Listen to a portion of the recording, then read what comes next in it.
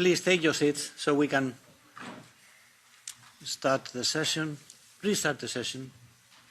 Yes. Hold on a second until everybody has taken their seats.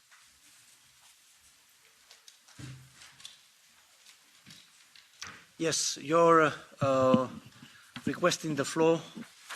Grazie Presidente. Thank you, Chairman. Well, before the beginning of the meeting, we've had some material distributed. I think it was from a colleague from the Greens. And this relates to the Paragon case, and I don't think it's particularly appropriate. So under the rules, I'd ask you to advise the ushers to come and take this material away from the room. Thank you. Yes. Thank you, Chair. I am the person responsible for handing out these flyers. These flyers show victims of the Paragon spyware scandal in Italy. We have in previous sessions of this committee, as well as the PEGA committee, when we had hearings. I want you to make a point of if that is a point of order, that's okay. Yeah, but not on statement, okay, on the issue. We have always had victims in this committee for reasons that I don't understand. They can't be present on the stage. We have to accept that. Apparently, these are the new majorities in this House. But that's why I decided that at least in terms of pictures, they can be with us today.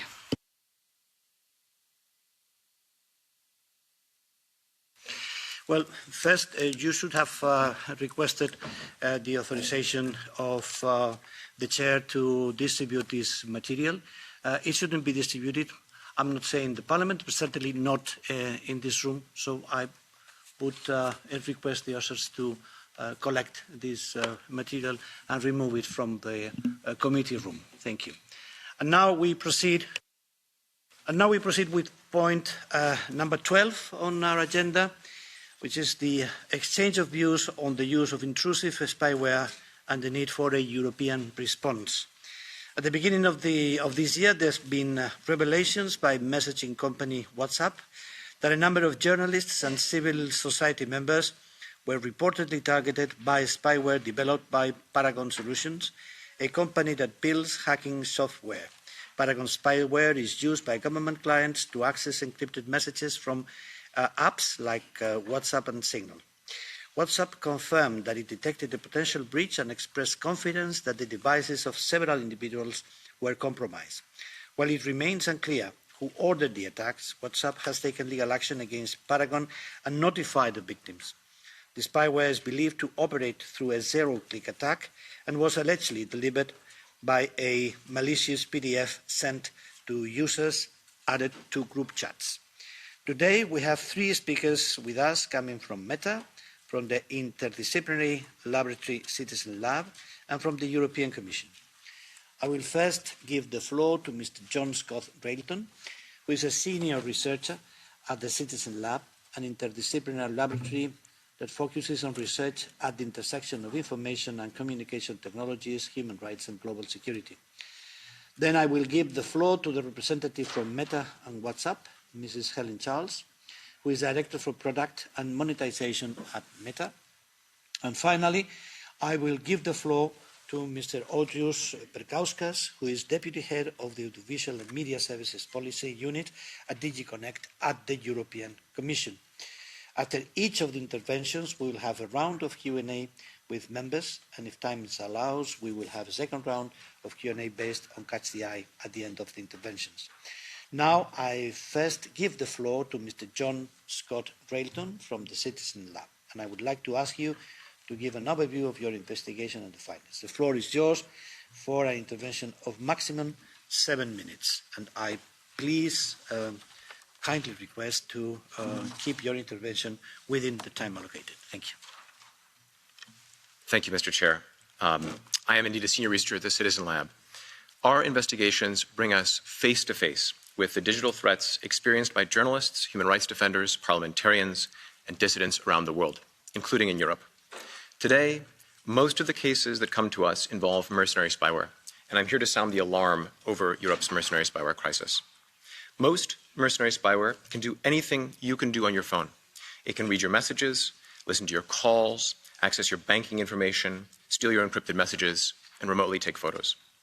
Mercenary spyware can also turn your device into a silent spy, enabling your microphone or camera and maintaining surreptitious access to your cloud accounts.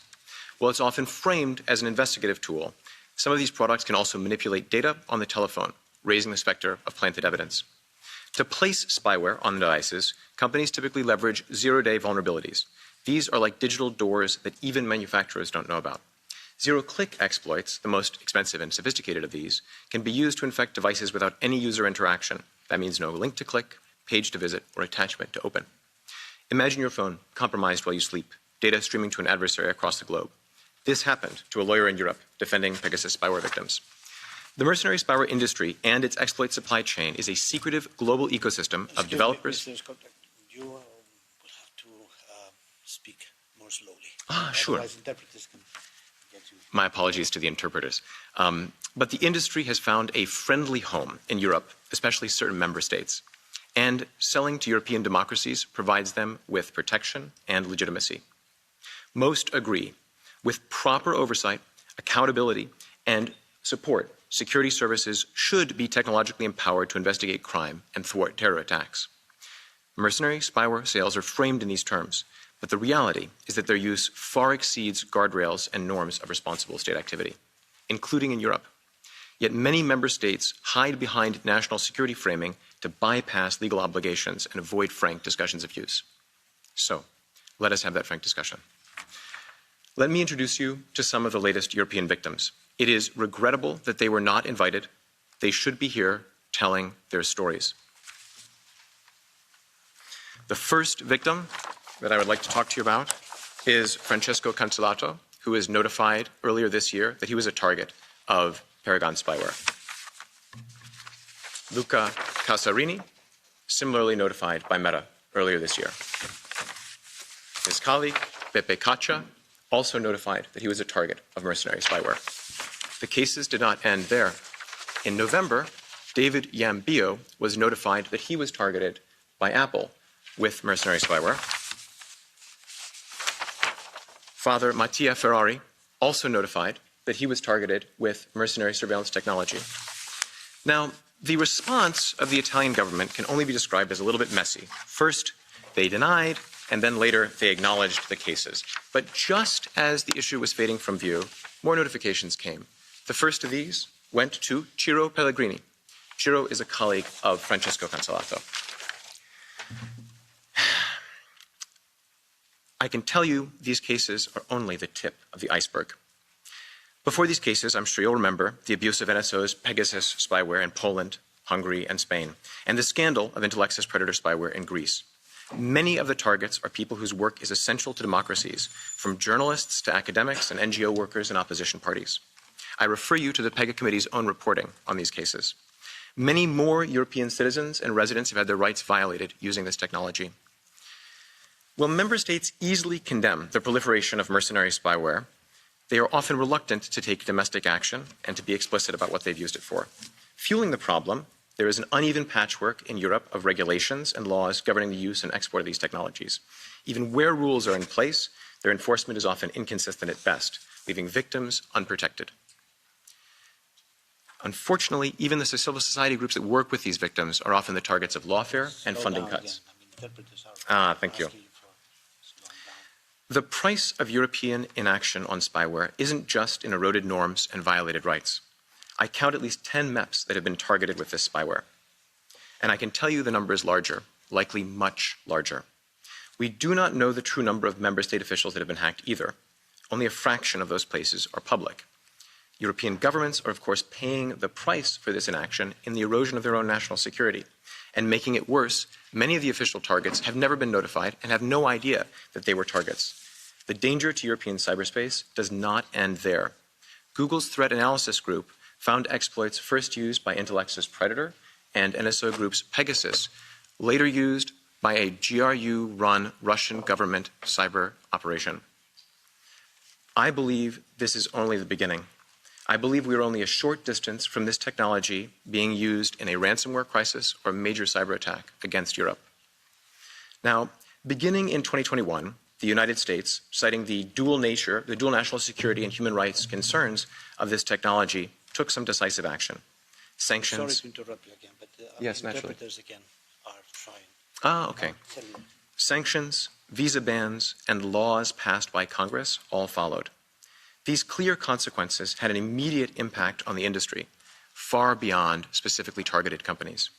Some shut down, others reduced their sales, and exporting countries tightened their regulations, which means that Europe now has an opportunity and an obligation to take action.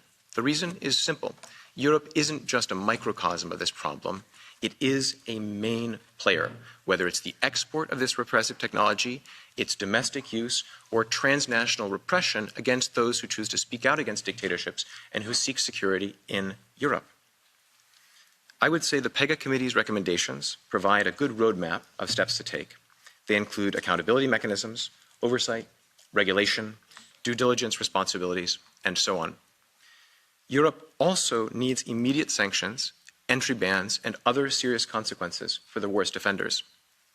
Ultimately, civil society groups that investigate abuses, support victims, and do advocacy, like Access Now, CDT Europe, Amnesty Tech, Reporters Without Borders, and many others, should also be supported and platformed.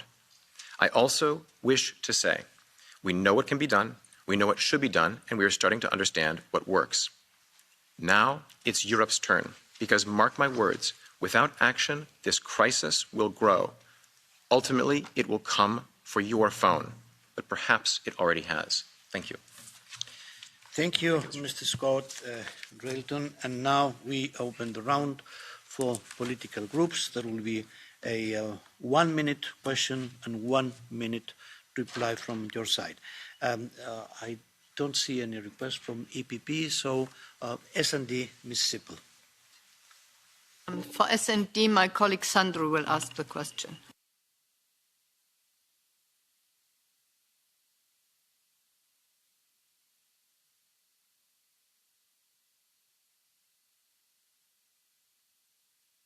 Mi scusi. Noi sappiamo ufficialmente che We know officially that the Italian government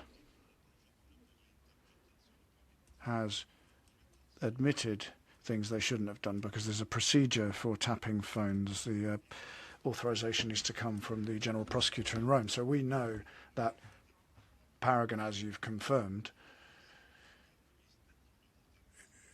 tapped the communications of Mediterranean activists. We know that Mr. Cancellato was communications were intercepted. Now, technically, I don't think you've confirmed whether the spyware used was Paragon, but unless a journalist has committed an act of terrorism or killed someone, he can't preventively be spied on. And the judiciary hasn't said anything either. And the new element is the spying on Ciro Pellegrino. That happened just recently, and I think you're just working on that now. So the government has said that there are 14 European countries involved here. Apple has talked about 150 countries. I think this is a European issue, but I think it goes further than that. I mean, as you said, this comes into various conflicts that exist. So I have a very simple question for you. I don't think it's worth asking questions on Pellegrino yet, but you've been working on Cancellato, Mr. Cancellato, for longer. So can you confirm the kind of software used there? And what have you found? And that's very important because, Chairman, we have the Media Freedom Act, and in Article 4 that bans espionage activities on journalists. And then you have the civil rights discourse as well, because Mediterranean, the NGO, well, really, I mean, they're helping people. They're not a danger to anyone, are they? Please, 1 minute for your answer. Thank you for your question. The case, of course, that you referred to involves the confirmed targeting with Paragon spyware, confirmed by Meta, of Francesco Cancellato. He is one of the individuals who received that notification. Our investigations into these cases continue, but I would like to highlight an interesting fact about mercenary spyware, which is the canonical evidence about an infection should live on the premises of the customer. There would be logs showing who was targeted, when, what instructions were sent to that device, and what information was taken.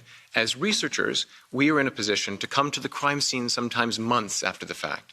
The fingerprints have blown away, the details are partially gone, so we're working with imperfect information. But what I would say with these cases of journalist targeting is that there is no ambiguity that Ciro Pellegrini and Francesco Cancellato were targeted with mercenary spyware.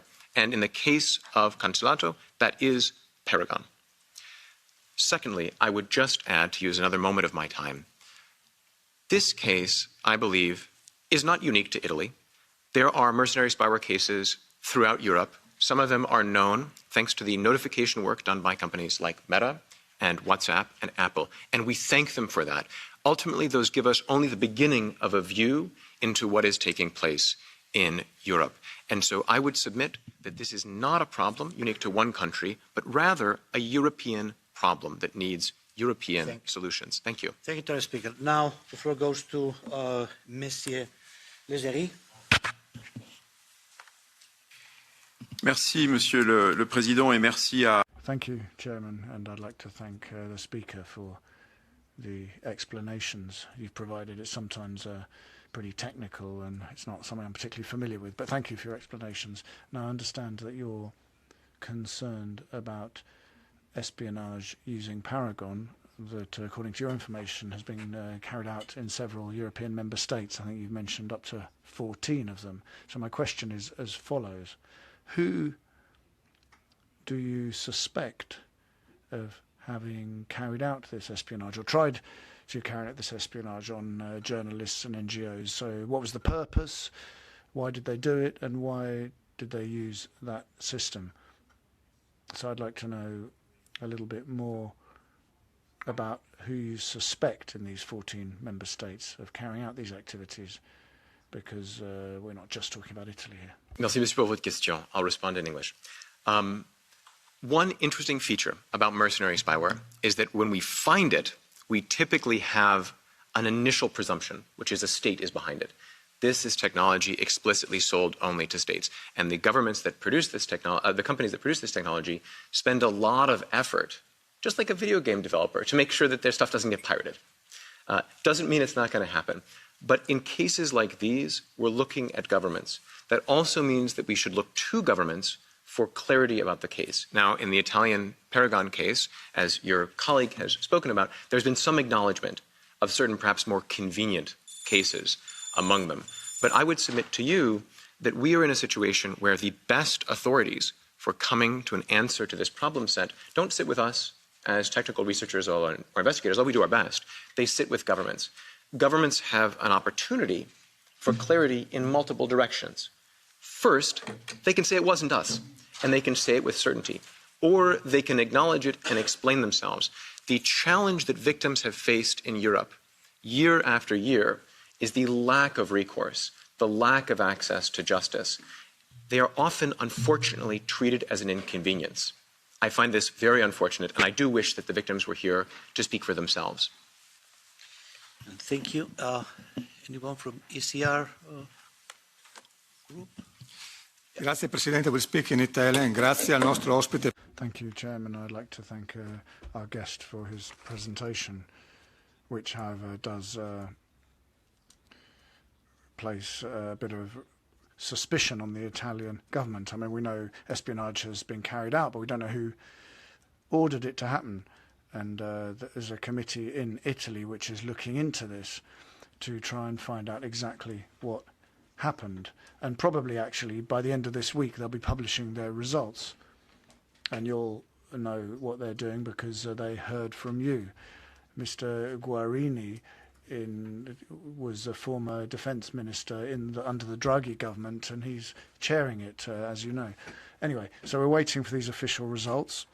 But let me ask a few questions anyway. So, how much of this could be part of normal investigative activities carried out by the judicial or police forces for the purposes of fighting crime.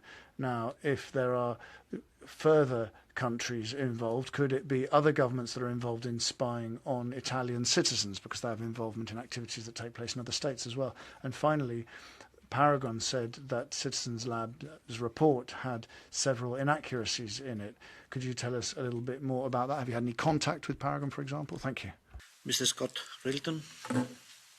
Thank you for your question. I'm going to start with the third and go back through the second and the first question. So Paragon did state that our reporting had numerous inaccuracies. We sent Paragon a summary of our findings, and they said our work has inaccuracies, but they would not tell us what they were. This same response has come to us from NSO Group in the past, and in fact, every mercenary spyware company that I can think of has used exactly the same line. This bread is stale, ladies and gentlemen. The question, could it be other governments? This would be a great opportunity for the Italian government to speak with clarity about that. They could simply check their logs. You could do it the time it takes to make an espresso in an Illy machine and get an answer as to whether their specific deployment was used. If not, then there's a problem, which is a foreign government has targeted Italian citizens and violated their rights, including journalists. This is a very big problem. If not, they should be able to answer that as well. And you're correct, we did indeed speak to this committee. One observation that I would make, I can't speak to the testimony that we provided there because it was conducted in camera. When we look at the pie chart of targeting, who is targeted with this technology? The biggest slice of the pie, in every case I've ever looked at, has not been criminal investigative work. It has been governments targeting other governments for espionage. And in a period of time where Europe faces existential threats at its borders from highly technically sophisticated governments, this should raise a really deep concern. Somewhere further along in the pie, there are certainly other categories of targeting. But when we find cases like the targeting of a journalist, I believe that the presumption should be that this case requires significant investigation. I would also point out that this is a clear sign that Europe is still lacking tools and mechanisms and the will to use them to get to the bottom of these questions. Okay. I would make one further observation just to abuse a little bit more of my time. Yeah. 2 seconds. Double. Thank you. My concern right now, the thing that keeps me up at night, is not just these cases and that the victims get the accountability they so richly deserve, but the 2.0 of this problem, which I believe involves artificial intelligence, and I will explain to you how. Today, the devices that we carry with us contain on-device AI. That's enough. You cannot explain artificial intelligence within time. Oh, definitely not. But if you give me 10 seconds, I promise to make my point. So our devices contain AI on them now. That AI is going to be a major target for mercenary spyware. It facilitates the targeting, the sifting of information, and its collection. If we do not address this problem soon, we are in for a world of trouble. It will be harder to find, harder to identify by us investigators, and ultimately much more dangerous for all of you in this room. Thank you. That's it. I try to remind you the 1 minute limit. Okay. I don't see any request from Renew. Okay. Yes, please. Yes, thank you, Chair, and welcome to the LIBE Committee. I asked several times the Swedish government if they were using some kind of any spyware, and I wrote several written questions to both the Justice Minister and to the Prime Minister. Unfortunately, there is no answer, so it's very difficult when you don't get any answer also to exercise our scrutiny role as parliamentarians. But my question is about whether if from your point of view and your research, because we have had several legislations here in the Parliament from the previous mandate and this one, when it comes to the digital sphere, one of them being the chat control thing, where you plant a backdoor into the encrypted communication, and this one, the usage of, we have known about the usage of the spyware and the countries, but also other type of digitally oriented legislation. Do you see the bigger picture, say in 5 years? Where are we at? What are the risks? Thank you so much. Thank you for that detailed question. I would note that as parliamentarians, you are indeed at a disadvantage. States continue to cite national security in a way that I believe is manifestly overbroad to resist your efforts to understand what they're using these technologies for. And unfortunately, when prominent democracies in Europe make use of these technologies, they add legitimacy and support, a top cover, to the entities using these. Now, with respect to looking forward a few years, here would be my observation. We are in a period of unprecedented technological change. That is a change that brings technology to every inch of our lives. Autocrats have an insatiable appetite to promote fear and to export fear. Their populations will be the guinea pig for the development of new and more invasive versions of these technologies. However, I would warn you, multiple overlapping layers of surveillance technology already exist in Europe. They are pointed at you, your colleagues, and the citizens that you represent. I am deeply concerned the way that this is going. I think we have to address spyware because we have the evidence and the cases to do it. We see the harm and we can draw the lines. That won't always be the case in the future. Thank you. Now for the group of the Greens, Saskia Brigmont. Madame Brigmont. Thank you very much, and I would say welcome back to the Parliament, Mr. Scott-Railton. Thank you for your introduction. And 2 years after we first heard you, I have to say that it's still a blatant silence from our side, European side. And this leaves all room of maneuver to the member states and to the governments, and lately Italy, to use those kind of illegal spyware. It's a real shame, Mr. Chair, that we didn't bring in the victims. If we brought pictures of them today, it's because they're real. They exist. And they also need to testify the consequences on their lives to have been spied on. So it's a real disgrace for a house, which is supposed to be the house of citizens.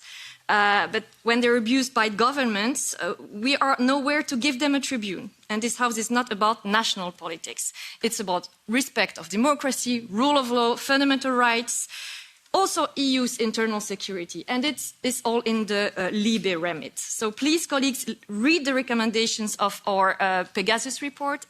It's all there. Mr. Scott-Railton, I would really want to hear more from you on what you say on the future and consequences of such technologies, including in the AI sector. Thank you. Thank you, Madame Brigmont. Ευχαριστούμε, κυρία Μπρικμόν. Έχει τον λόγο. Λοιπόν, για να ξανάρθω στο αγαπημένο μου θέμα.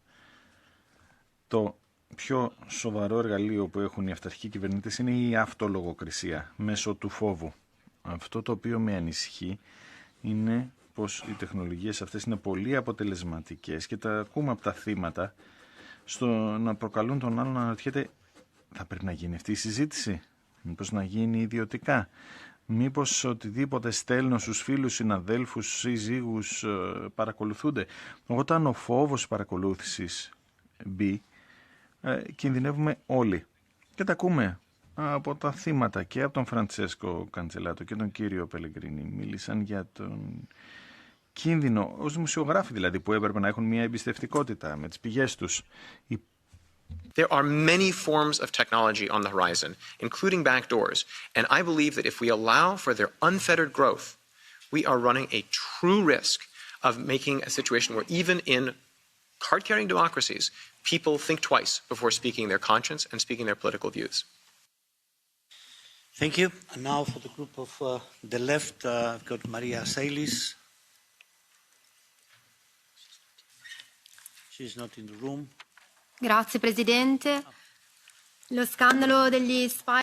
Thank you, Chairman. Well, the spyware scandal in Italy once again shows that the government is operating according to an authoritarian and repressive way of thinking, and this is something we see when it comes to right-wing governments right across the world. Journalists have been spied on and their fundamental rights have been trampled underfoot. This attack is worthy of a regime which has shown its contempt for the rule of law and civil liberties. And they've particularly been attacking those who defend the right to migrate, for the rights of migrants. Now, if Europe is going to be consistent with its values, it needs to come up with binding and clear rules. Firstly, utterly ban the use of spyware against activists, journalists, or members of civil society, and there also need to be clear sanctions for those who violate these principles. This isn't just an issue that relates to the victims of the Paragon scandal.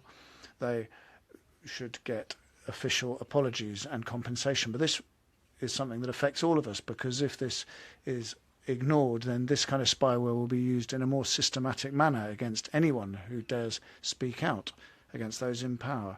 It's a very serious matter that we're not hearing directly from the victims. I'd have liked to have heard directly from the victims here in this room. Now, I do have a question for Mr. Scott-Railton. Could you give us some idea of how many warnings you receive and how frequently you can look into them? Have you seen new trends or in the use of spyware? Is it more used? Thank you. Thank you for your question. I was waiting for the translation. To this question, I will make the following observation. We first began large-scale checking in 2022. We continued every year since. Our hit rate when we do checking of devices has largely doubled every year since we've begun this checking. Now, this is an overdetermined number. Our detection abilities are getting better. There are more places where we know to look. We are fueled by notifications from WhatsApp and Meta and others. We have a better sense. But the broad perspective here is that the cases are growing. They will not stop. I'm convinced I'll never be out of a job, unfortunately, with this. But I would like to just return to your observation about the importance of the presence of victims. It's frankly weird for me to not be accompanied by victims. I can speak to our research, but ultimately they are best positioned to speak for themselves and to give you a sense of the human cost and impact of this surveillance. Ultimately, it is through understanding of that human cost that I think we can all find in ourselves two things. First, the recognition of harm, but second, the uncomfortable truth that this could happen to any of us in the room. There is no mistake you could make, no link to click. It could just happen to you tomorrow. And then you would be faced with the question, do I go public? What does this mean for my work? What does this mean for my family?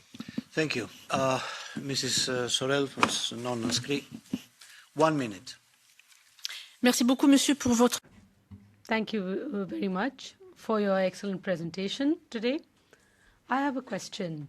Can you tell us how do we find out if we are being spied on? Secondly, when we have exchanges with professionals and technical experts, they're not really sure about what's the best way to protect ourselves against this. So what's the best way? And then you've talked about preventing people who carry out spying activity onto our territories. Firstly, you had the NSA who spied on Angela Merkel and other European politicians. And secondly, you have the Pegasus affair where you had Israel who had provided the software to spy on political decision makers. So would you ban them from entering the European territory? Thank you.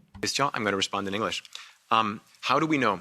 Well, if you're in civil society, you can come talk to researchers like myself, Amnesty Tech, Access Now, and others that have developed the techniques, thanks to victims that have worked with us, to screen devices at scale for this kind of spyware. I'm aware that the Parliament also does its own investigations, but there are important challenges. Who's checking the personal devices? Who's checking the devices of your family members? These are really critical problems, and unfortunately, they are largely unmet. You reminded us of several cases, including NSA surveillance of a European head of state and of the all-important Pegasus project, which I think put this issue on the map for many European countries simply because of the number of European leaders who were included. I would observe from these cases that there is still a tremendous overhang of ignorance in European institutions about just how bad the problem is. I would bet money that if I checked every phone in here, I would find at least one case of Pegasus that the person didn't know about or similar spyware. Thank you. Thank you. Now, the last speaker Presidente. The EPP would be Mr. Pekka Toveri.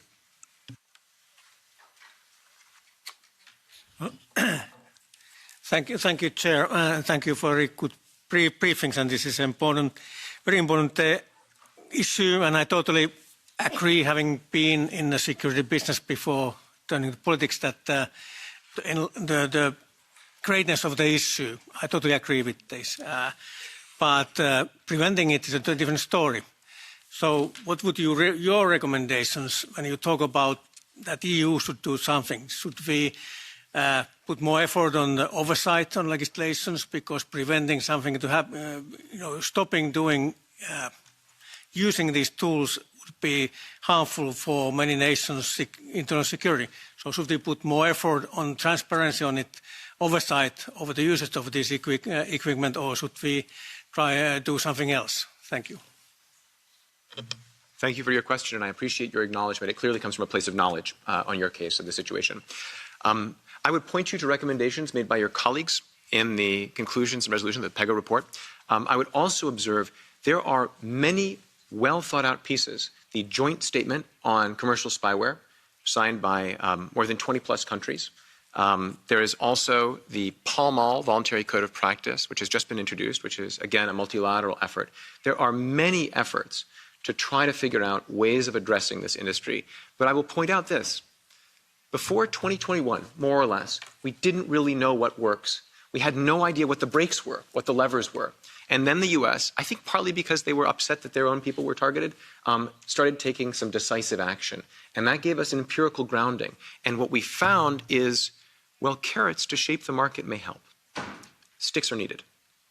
Oversight is needed. We wouldn't be having this conversation without the oversight ecosystem from civil society.